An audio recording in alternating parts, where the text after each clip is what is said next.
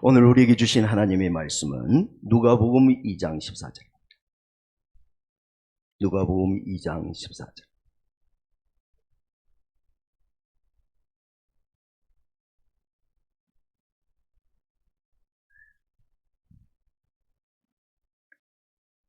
우리 다 찬 줄 알고 합독하도록 하겠습니다. 시작.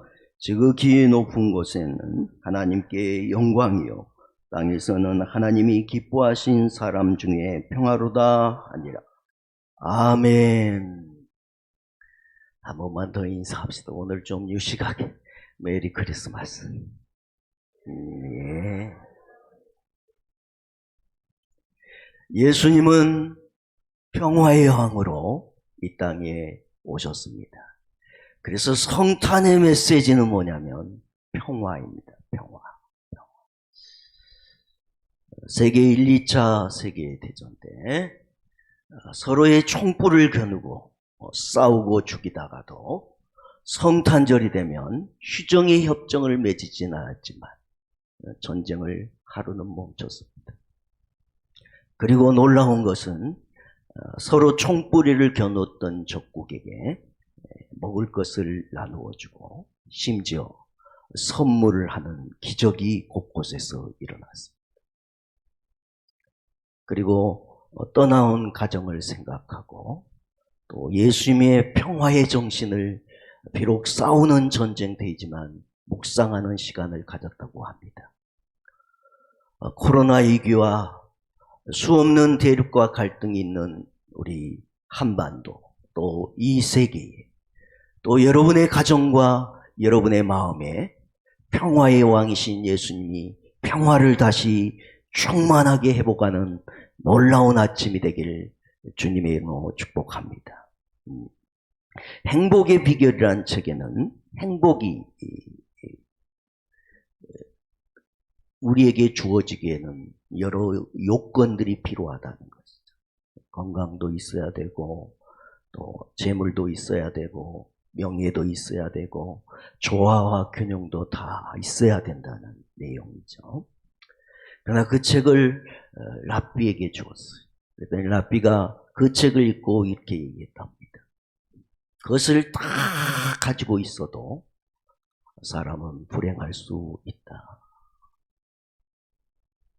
진정한 행복을 원하면 반드시 우리의 가정에 우리의 심령이 있어야 될 것이 있는데 그게 뭐냐면 평화라는 것입니다. 평화. 그렇죠, 여러분? 우리가 아무리 우리의 가정에 엄청난 돈과 권력과 명예를 가졌다 한들 평화가 없이 미움과 다툼이 계속된다면 어찌 행복하다고 얘기할 수 있겠습니까? 그래서 인도의 속담에는 이런 속담이 있습니다. 가정에서 마음이 평화로우면 어떤 마을에 간다 해도 축제처럼 즐거운 일을 발견할 것이다. 무슨 얘기입니까? 가정에서 평화의 마음을 회복하고 그것을 얻으며 누리는 사람은 그가 어느 곳에 가든지 축제의 삶을 살 수 있다는 것이죠. 직장의 마을에 가든지 교회 마을에 오든지 또는 교제의 마음으로 나가든지 그것이 어느 곳이든지 언제나 축제가 되는 가장 중요한 요소가 뭐냐면 평화예요. 평화.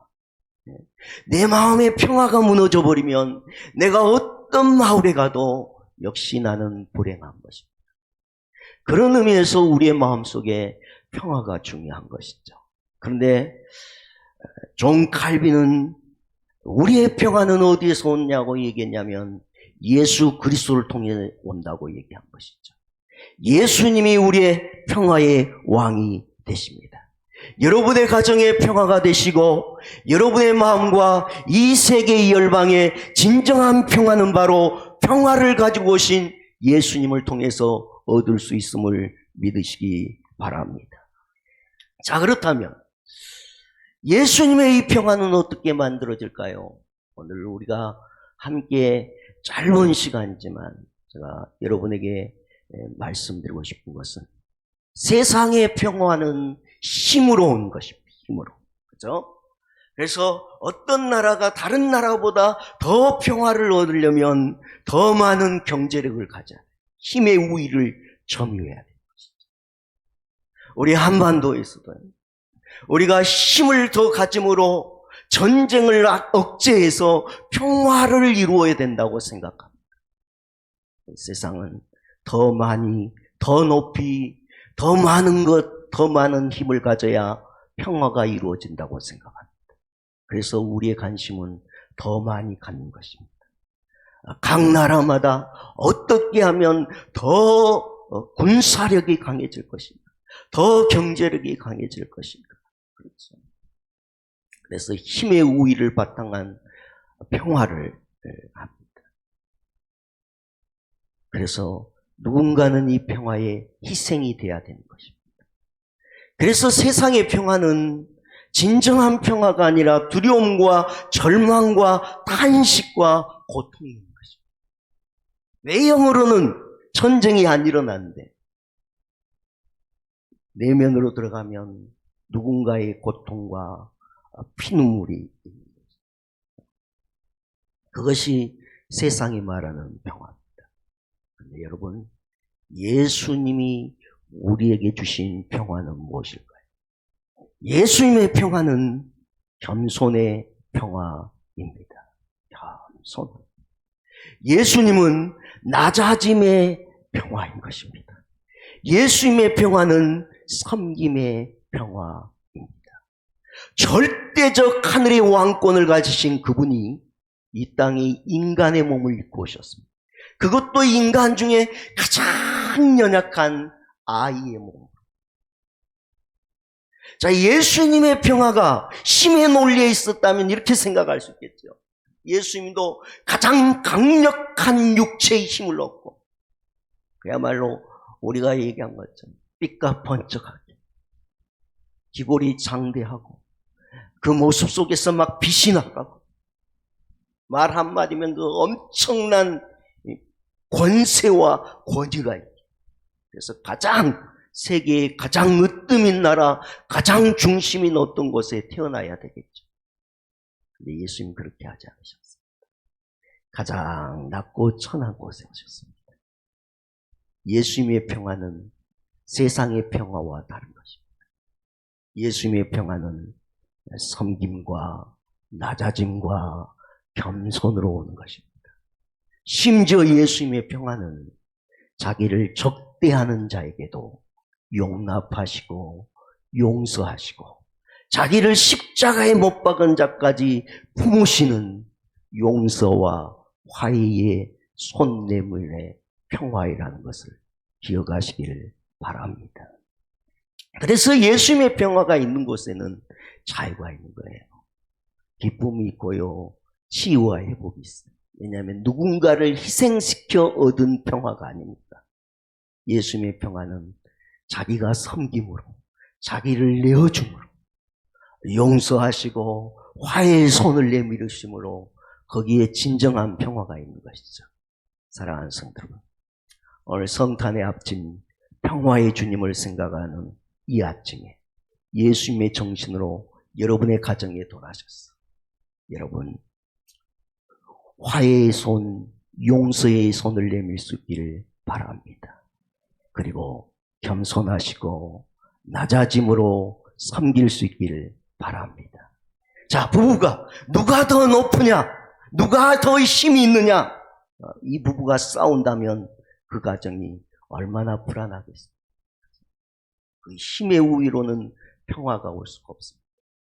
평화는 예수님처럼 우리 예수님의 정신 배웠습니다.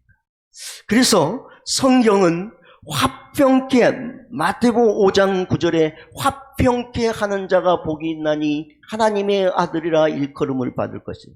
하나님의 아들들은 뭐 하는 사람이냐면 따라합시다. 화평케 하는 자들이다. 우린 누구라고요?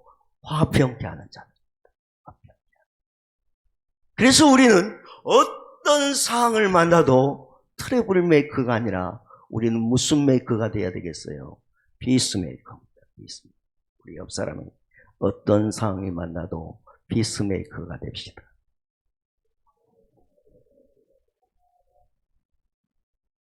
왜냐하면 그것이 하나님의 아들이라니까. 네가 하나님의 아들이라 일컬음을 언제 받냐? 화평케 할 때. 화평케 할 때.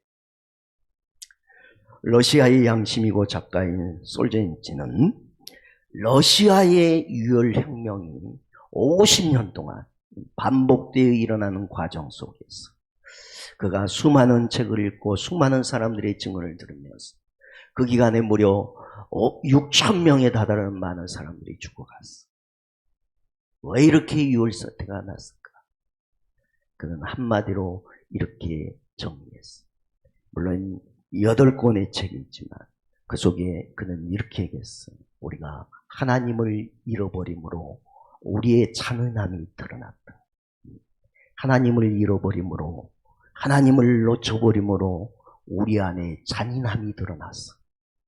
폭력으로, 유혈사태로 뭔가를 얻고자 하는 그것이 6천 명에 다다른 목숨을 잃게 했다 그랬습니다. 저는 성탄절 아침에 생각해 보았습니다. 혹시 우리의 파괴, 우리의 고통, 우리의 아픔, 우리의 대립은 또 이 시각 남과 북의 대치에 이 아직 정착되지 못하는 불안한 평화,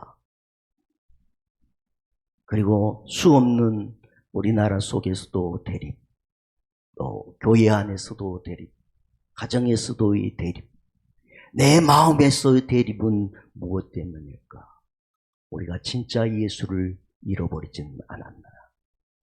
예수님은 평화의 왕으로 오셨는데 우리는 예수님의 마음, 예수님의 정신을 잃어버리고 세상의 평화의 기준으로 우리가 살지 않았는가? 주님은 성탄의 아침에 우리를 돌아보게 하신 것 같습니다. 여러분, 잃어버린 평화의 예수님의 마음, 예수님의 정신을 회복할 수 있기를 바랍니다. 그래서 여러분 안에 그리고 여러분의 가정에 진정한 평화가 이루어지기를 축복합니다. 저는 오늘 이 설교의 결론을 프란시스코 어거스틴이죠. 프랑스의 평화의 기도, 어디에서 기내했을까요? 평화. 오늘 말씀은 좀 짧게 했습니다. 이 마음을 가지고 사는 것이 곧 우리의 가정에 평화가 임하는 길이라고 생각하고 우리 함께 이 성탄의 아침에 한번 천천히 나도 이렇게 좀 살고 싶습니다. 예수님의 마음, 예수님의 정신으로 살고 싶습니다. 그런 바람으로 한번 우리 고백해 보도록 하겠습니다. 시작.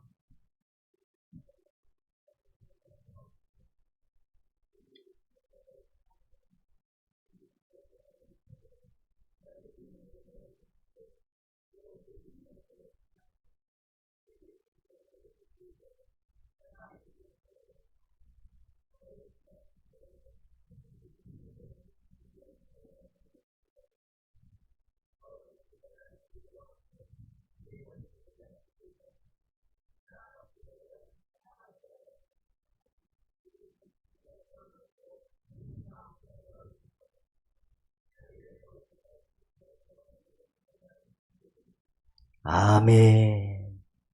우리의 기도는 입술의 기도인가 동시에 삶의 기도로 그 기도는 완성이 됩니다.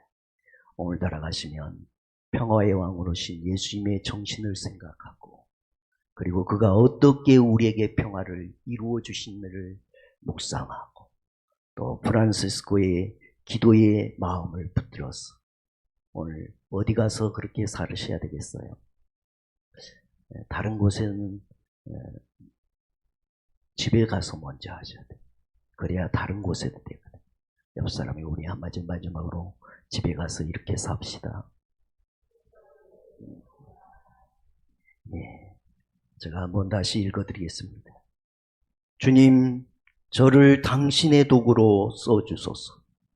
미움이 있는 곳에 사랑을, 다툼이 있는 곳에 용서를, 분열이 있는 곳에 일치를, 의혹이 있는 곳에 신앙을, 그릇됨이 있는 곳에 진리를, 절망이 있는 곳에 희망을, 어둠의 빛을, 슬픔이 있는 곳에 기쁨을 가져온 자가 되게 하소서. 위로받기보다는 위로하고, 이해받기보다는 이해하며, 사랑받기보다는 사랑하게 하여 주소서. 우리는 줌으로써 받고 용서함으로써 용서를 받으며 자기를 버리고 죽음으로써 영생을 얻기 때문입니다. 아멘. 우리 찬양하도록 하겠습니다.